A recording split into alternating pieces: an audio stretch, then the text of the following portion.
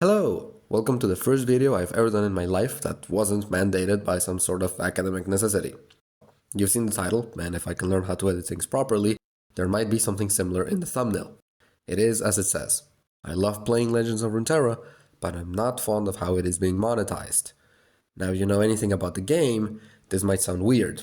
After all, this is probably the most fair digital card game one could play. There are no random card packs to buy, and getting whatever card you want is insanely easy, to the point where, even while playing casually ever since the game released, I've been able to collect every common and champion card in the game while having at least one copy of the rare and epic tier cards. So if that isn't an issue, what is the problem? Well, simply put, I don't care to buy the cosmetic options that are in the game, like at all. And the reason that is a bad thing is, well, because without proper funding, the amazing dev team behind this game just won't have the necessary resources to continue pumping out more of the game that I love. This video is therefore incredibly personal as to my opinions regarding the cosmetic options, and the reasons I don't buy them might not apply to you.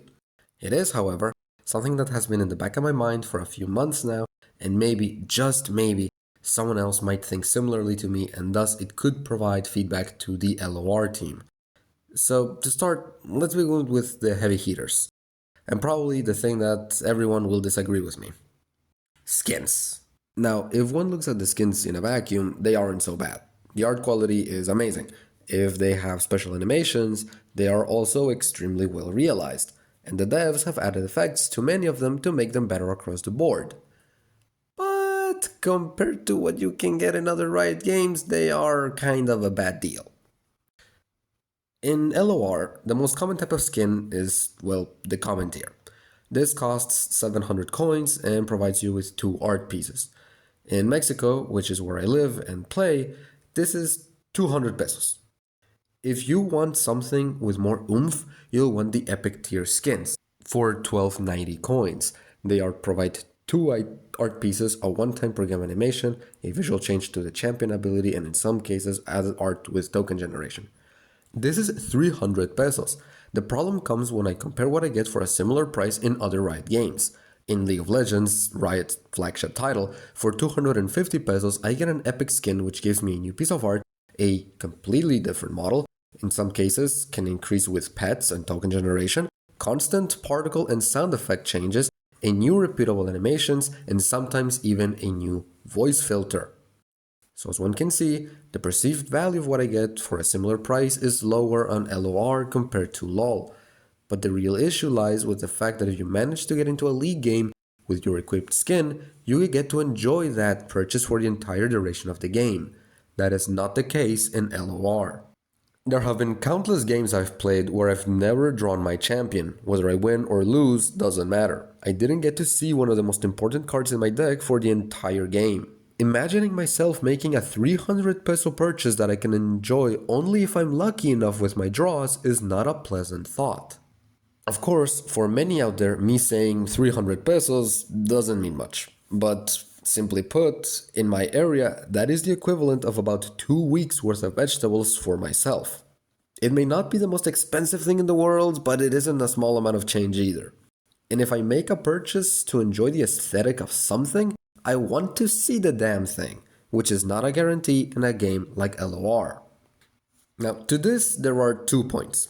First, I understand that you can't make it so that by equipping a skin, a player has a higher chance of drawing their champion. This would just make the game pay to win, which is not obviously something that I want. 2. Some people might want to say that you aren't guaranteed to enjoy your purchase in LOL either if your champion gets banned. But that is a different situation, where the option to even equip the cosmetic was taken from you before the game even started. So the biggest issue with skins, for me at least, is the fact that because of the nature of card games, I'm not guaranteed to enjoy my purchase in a match where I have the thing equipped. It's true that some champions can circumvent this, such as Jace, Swain, or others with associated cards that say, draw X champion, but this isn't universal, and you'd still need to draw and play those cards, so some element of luck is involved. To make matters worse, there are other problems that skins possess. 1. Rotation. I mean, rotation is good and healthy for the game, but if you don't enjoy playing Eternal and your champion gets shadow banned to it for a whole season, well, too bad for you, buckaroo. Time to not have as much fun as you could be having just so you can see if you get lucky enough to enjoy your purchase. 2. There's also the fact that cards in LoR can get obliterated or transformed, so even if you get to play your champion, it might get removed in some capacity, and then you either get lucky and get to play another copy of it, or they kill all your copies and that's that. Which might also happen before you get to see the special animation if the skin is epic or of a higher tier, mind you. And finally, the common tier just breaks my immersion to a certain degree. I mean, if I go from my space dragon to my normal dragon back to the space one, it's kinda jarring. I understand that making a new animation per skin is unsustainable, but just imagine if you were playing League with a 975 RP skin, and every time you use your ultimate, your champion model reverted back to the base one for 10 seconds. That wouldn't exactly look good, would it? Now, I want to finish this section by saying that I believe none of this may apply if you are buying a skin for your favorite champion. In that case, the most important part of the purchase isn't necessarily the cosmetic, it's the support you show to said favorite character. But unless most or a decent chunk of the roster qualifies as a favorite, then not many purchases are going to be made. Well, I think I made my points clear as to why I don't like the idea of buying champion skins. But what about boards? Honestly, I have very little complaints here. Generally speaking, they are great value, as they possess none of the problems that champion skins have. They can get removed, rotated, or transformed by the opponent. Genuinely, they are the best purchase one can make in the game. The few issues that I have with them are comparatively minor, so let's go through them quickly. Number 1, price. The normal 975 coin board is very fairly priced, I think. The only thing about them is that by being a tad more expensive than things like common champion skins, they become a bit harder to buy en masse. 2. Not all boards are made equal. This refers to the fact that even within the same tier of board cosmetic, some are more visually stimulating than others. This might be subjective, but for example, even though I really like the Shadow Isles as a region, the board is extremely boring to me compared to most other equally priced options. Finally, there isn't really a reason to buy the higher tier boards. Yes, they offer some interactivity, but after having played on some of them thanks to the PvE game modes, I can say that the interactive elements are worth the considerably higher price point. Unless you really like the aesthetic of it, it's not really worth it, I think. Well, with that out of the way, let's continue with some more miscellaneous options. A. Card backs. They look nice, but holy hell are they overpriced on their own. Although a great event pass reward, many of them are also too specific. I mean, using my Renekton card back with a deck that doesn't use him just feels wrong. Emotes. They're actually pretty okay. You can buy 2 of them with a 100 peso purchase, effectively making each one 50 pesos. So looking at it in that perspective, it may seem a little bit overpriced, but I think that it's fine. The only issue that I have with them is that they're not something that's going to stay on screen for a long time. So they serve very well as some sort of pass reward, but as a thing to purchase individually or from time to time, I'm a little bit more on the fence about that. Guardians. I like to say that these are a good deal, but they have 2 caveats that ruin them for me. One ties back into a similar problem that I have with emotes, which I'll discuss in the next major section. The other is that they are just too easy to forget.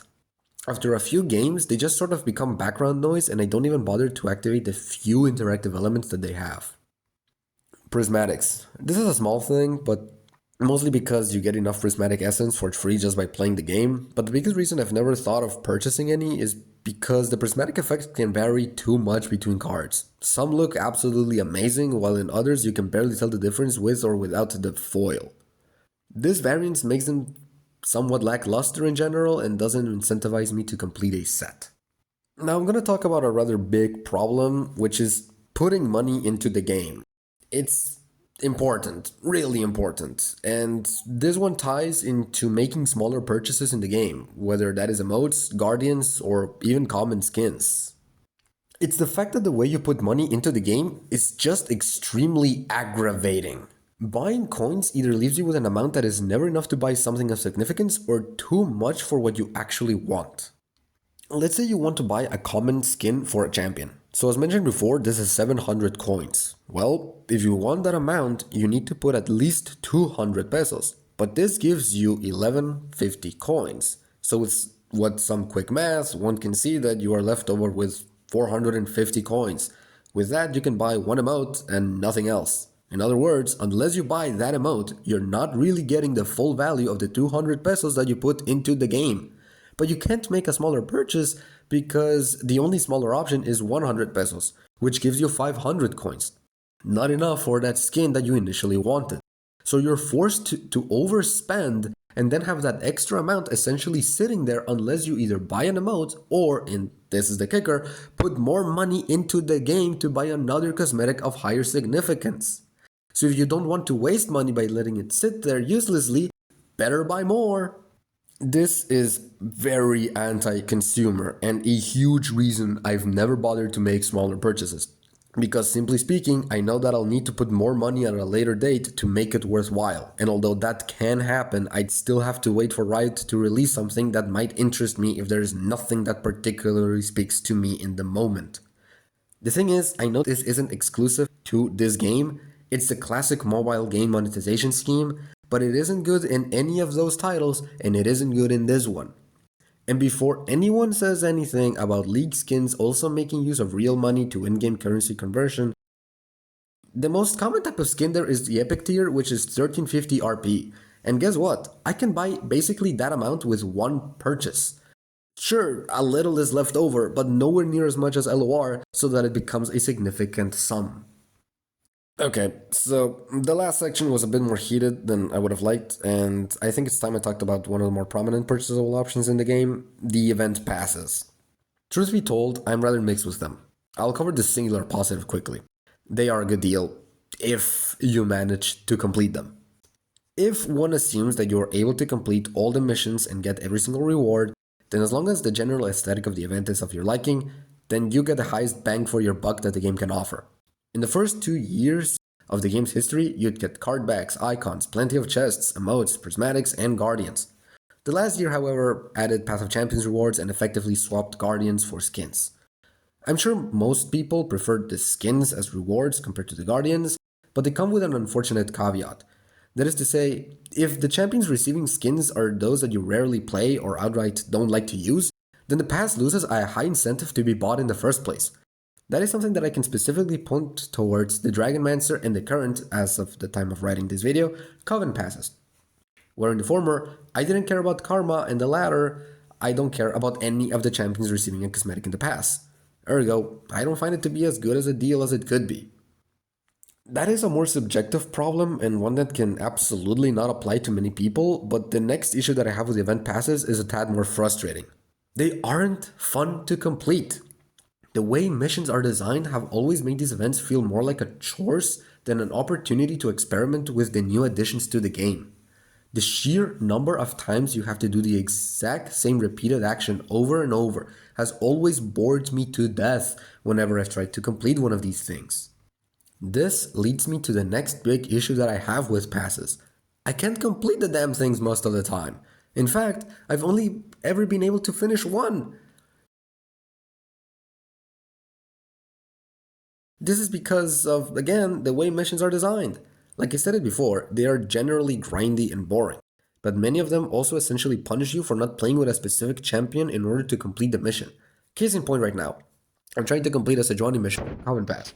Thing is, I don't like to play with Sejuani, at all. So instead of doing an already grindy looking mission with a character I don't enjoy, I have to complete it in another way that, shocker, is even more grindy. This also happened to me with the Nidalee missions in the previous event, where despite loving her visual redesign, I couldn't bring myself to play with her as her transforming mechanic just didn't really vibe well with me. To be fair, this is something that, much like the skins issue, can very easily vary from person to person. After all, despite my complaints with this Sejuani mission, I have been able to quickly advance the pass overall, thanks to the fact that I quite like playing with Janna and Volibear. But it doesn't mean that the problem doesn't exist. It means that sometimes a pass will be fine to complete and other times it will feel like a chore. My final problem with the passes is that they expire. Like I previously mentioned, I've only been able to complete one. This was the Empires of the Ascended Pass that released alongside Shurima as a region. It's also one of the two things that I've purchased in this game. The second was the pass that came out when Arcane had premiered in Netflix. Thanks to the hype of the series, I bought the thing when I was halfway done, thinking that at the rate that I was going, I'd be able to finish it. Sadly, I had more important things to take care of when I was close to doing so, like college essays.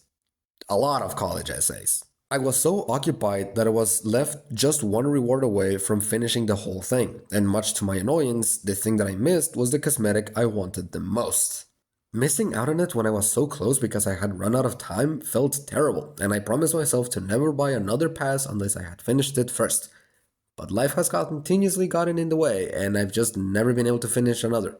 Something that wouldn't happen if the passes didn't expire when upgraded to premium. But I guess fear of missing out is more important. Speaking of FOMO, I just want to say that I wrote Stupid Fucking Emporium as a title of this section in my script. Now, the thing is, I don't want to be mean. I really love this game, despite the negative aspect of this video. But I just can't get behind the Emporium with the way it currently is. Originally, I had thought of making this video a few months ago and had started writing a few things. But Riot then mentioned in a dev update that they were looking for new ways to monetize the game and talked about a personalized shop that would change inventory regularly and appeal to each player based on their play patterns. In other words, if you bought skins, you'd be offered skins, play Path of Champions, and get Path of Champion rewards, etc. When I heard this, I scrapped everything I had written because I believed that this shop would effectively fix the major complaint I had, which I alluded to in the putting money into the game section, which is making casual purchases in the game doesn't feel good. I thought that the shop would function similarly to the Your Shop that appears every so often in League of Legends, offering limited time deals to buy things that were out of season or exclusive in some capacity. The thing is, the devs did mention that things would be more expensive, which was a bit of a red flag, but I wanted to wait and see by how much. And holy shit are they more expensive. I mean, the first Emporium I opened offered me Tristana's Christmas elf skin, a common tier, for almost double the price. And after seeing my critiques on skins on this game, I'm sure you can tell I wasn't amused by that idea. A week later, they wanted me to play mythic levels of pricing for an epic board. To say that I was disappointed would be a massive understatement. Here I was thinking that Riot had fixed their issue with the monetization of the game, and instead they just made a shop that offers you things at a marked up price? Like, sure, the items are not purchasable in the shop, but that increase is just monumental. And for what? What extra value do these cosmetics have? Rarity? The fact that they can be added as options into the Emporium tells me as a consumer that they could be added whenever, and the Riot is just not doing so to create a false sense of rarity. Thing is, I have a simple theory as to why the Emporium is so expensive in general. It's entirely made to appeal to whales.